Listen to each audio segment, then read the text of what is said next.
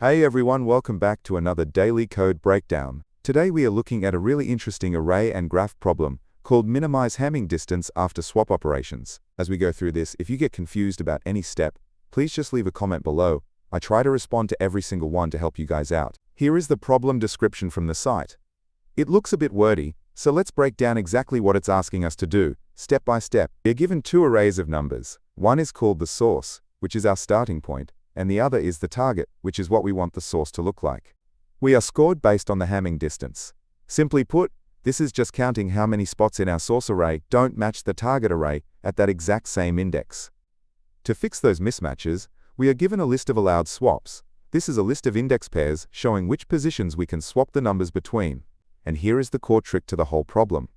We can use these allowed swaps as many times as we want, and in any order we want. Because we can swap endlessly, a chain reaction happens.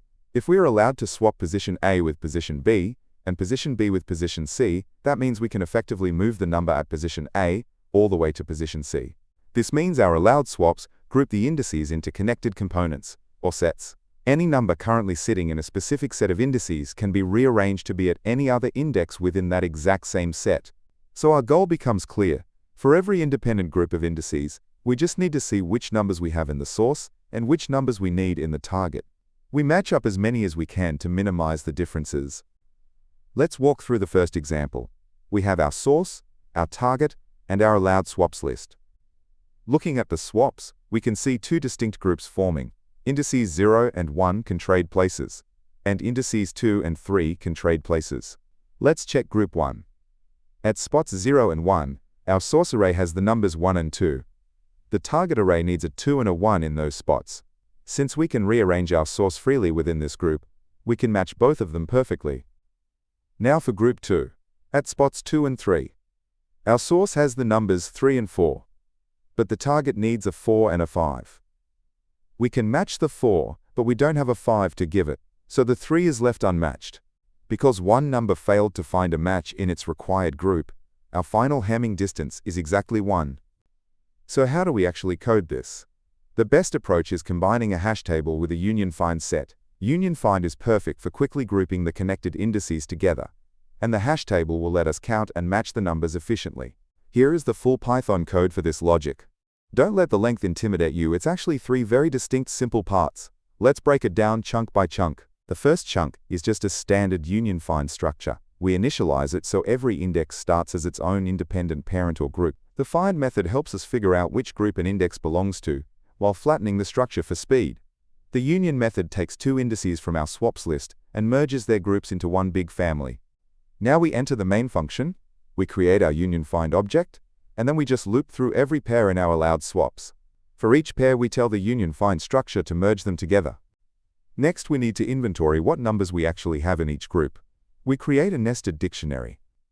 We look at every index, find its group root, and then add 1 to the tally for whatever number is sitting at that spot in our source array.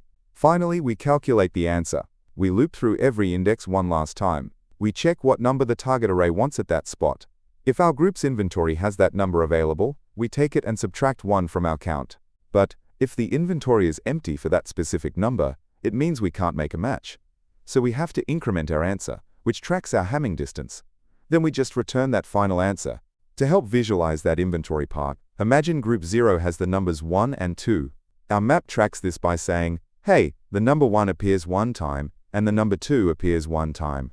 When the target tells us it needs a 2, we check the map. We have 1, so we use it, and update the map so the count for 2 becomes 0. It's just a simple checklist. You might wonder about edge cases, like what if our source array has multiple of the same number in one group? Our hash map handles this flawlessly. Instead of just saying we have the number 1, it increments the count, so it remembers we actually have 3 ones available to use. Another edge case is if the allowed swaps list is completely empty. How does the code handle that? Because the union find starts with every index in its own separate group, an empty swap list just means no groups get merged. The inventory check will then only look at that exact single spot, which perfectly mimics having 0 allowed moves. Let's talk complexity.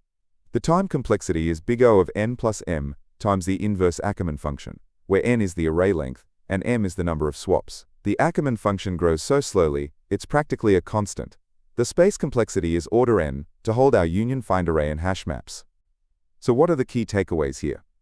First, whenever you hear infinite swaps in any order, think of connected graph components. Second, union find is the ultimate tool for grouping those connections.